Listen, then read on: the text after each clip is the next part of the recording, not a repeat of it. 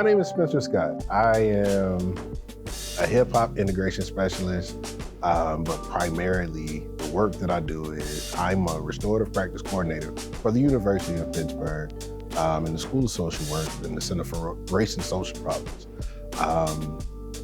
One thing that I do in that line of work is essentially I use hip hop in a restorative space. And the goal of my job is to dismantle the school to prison pipeline using restorative practices.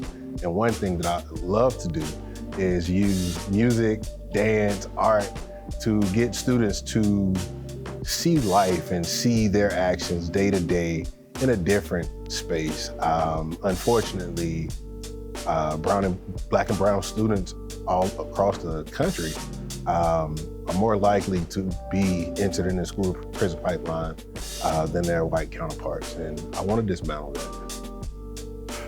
The joy that I have in my work is essentially changing lives, seeing that I'm making a difference, helping students work through their traumas, helping students work through the things that they have going on, teaching SEL lessons to them, and also the students that I have previously worked with, I'm able to turn on TV Saturdays and Sundays and see them do the things that I once loved to do and the things that I taught them to do. That brings me so much joy to see how far they've come.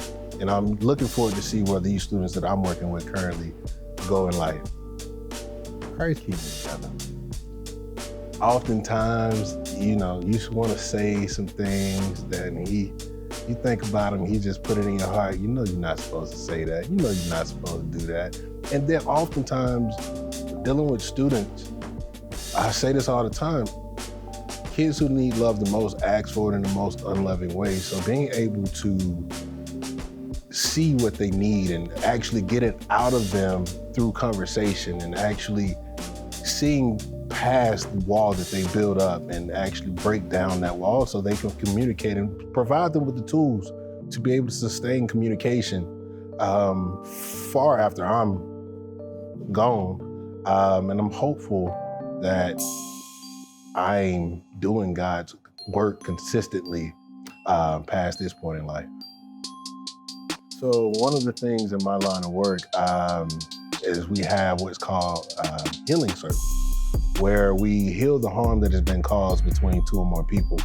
And one of the things that I see all the time is how students who are at odds sometimes become the closest friends because now they get a chance to have a conversation where they wouldn't be able to have it in a typical classroom or anywhere else. So we're in the space building community and working through the issues that we're having. And after that, seeing them at recess or in the cafeteria, actually having fun and talking and laughing and becoming closer than what they once were. Also, in the one-on-one conversations that I have with students, getting to know them and actually helping them see and put words to the things that they don't have words for to begin with. They know they're feeling these things, but they don't necessarily know what to call it. And being able to work through all of that, it's such joyous, and those are the breakthroughs that I go to work for every day. One way that Bible Center can pray for me is pray that I continue to make a difference. Pray that I continue to matter, because for as long as I'm in this space, I want to actually provide something for not only just the students, but the teachers and the administration and the parents and the families that we all come in contact with. I want to be able to leave something that they can take with them for the rest of their lives. I also want Bible Center to continue to pray for these students, because a lot of these students are going through more than we could ever realize. A lot of these students have backgrounds that some of us may have seen, but some of us may not have ever imagined. These students bring so much to school that they shouldn't have to carry. And one way that I know we can make a difference is we just continue to pray for them, continue to uplift them and their families.